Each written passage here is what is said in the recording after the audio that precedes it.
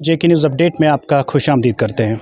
आप सब जानते हैं कि कल नीट के नताइज सामने आए, जिसमें जम्मू कश्मीर के बहुत सारे बच्चे जिन्होंने नीट क्वालिफ़ाई किया।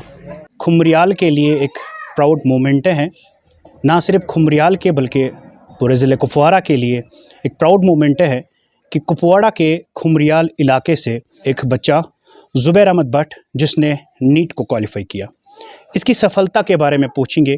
और ये स्टोरी बनाने का मकसद इंस्पिरेशन है, ताकि बाकी बच्चे जो चाहते हैं नीट करना, इस फील्ड में जाना, और मकसद यही है कि बाकी लोग देखकर इंस्पायर हो जाए।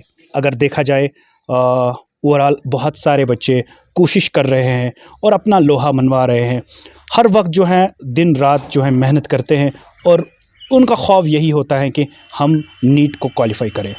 चूँकि आपने नीट क्वालिफ़ाई किया, कल नीट के रिज़ल्ट सामने आए, क्या एक्सपेक्ट था कि आप ये नीट क्वालिफ़ाई कर सकें? एक्चुअली जब मैंने एग्ज़ाम दिया तो उस वक्त जब मैंने आंसर की चेक की पेपर की, तो मुझे आ रही थी 540 मार्क्स। तो आई वाज नॉट एक्सपेक्टिंग कि इतना रैंक इन्फ्लेशन होगा कि मेरी रैंक ऑल इंडिया रैंक में 20 के आएगा। तो उसके बाद जो ही मैंने OMR चेक किया फिर, तो वहाँ पे भी 535 अराउंड आ रहे थे। तो फिर मैंने रिज़ल्ट ही चेक किया तो वहाँ पे 535 थे रिज़ल्ट में से। अच्छा, कितने अटेम्प्ट्स पहले दिए, कितने चांसेस आपने नीट के लिए पहले दे चुके हैं? It has been a long journey from last 5 years।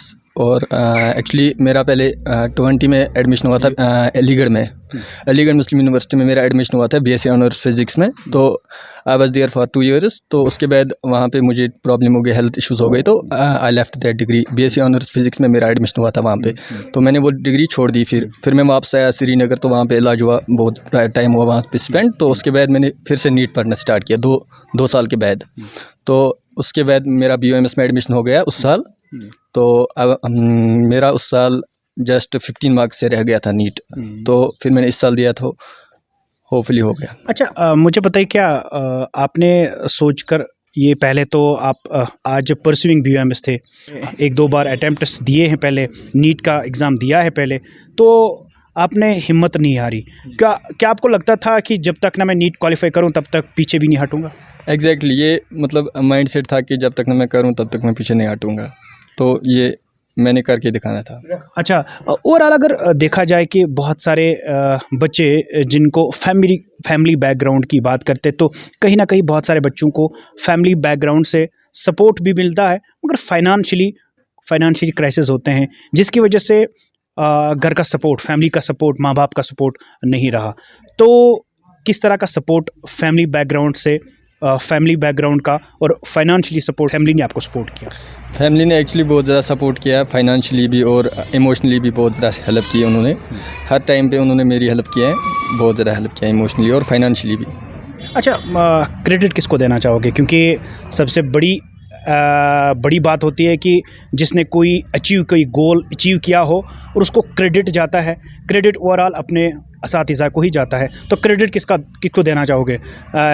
ये अपने आप को ही देना चाहोगे, या कोई और हैं जिससे आप इंस्पायर हुए, या जिससे मोटिवेट हुए और उसके बाद में आपने ये गोल अचीव कर लिया? एक्चुअली क्रेडिट जो है वो मैं देना चाहूँगा अपने पेरेंट्स को, जिन्होंने मुझे बहुत ज़्यादा सपोर्ट किया, बैकअप किया फ्रॉम द लास्ट 5 years से, और अपने टीचर्स को भी जिनके पास मैंने ऑनलाइन पढ़ा और ऑफलाइन पढ़ा।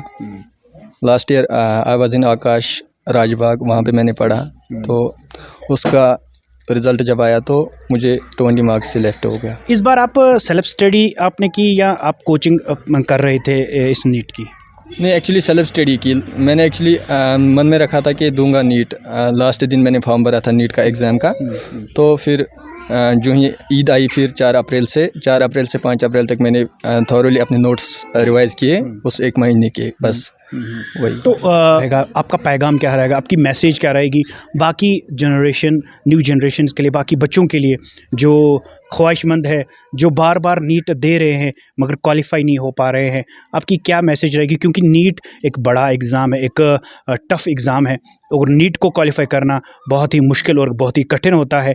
आपकी क्या मैसेज रहेगी उन बच्चों के लिए जो चाहते हैं और जो बार बार नीट अटेम्प्ट दे रहे हैं, नीट एग्ज़ाम दे रहे हैं, और वो सफलता हासिल नहीं कर पा रहे हैं? आपकी क्या मैसेज रहेगी? एक्चुअली नीट टफ एग्ज़ाम भी है, कंपटीशन बहुत ज़्यादा है इसमें, क्योंकि बच्चे बहुत ज़्यादा हुए हैं इसमें। तो ये पैगाम देना है बच्चों के लिए कि उनको कंसिस्टेंट रहना है।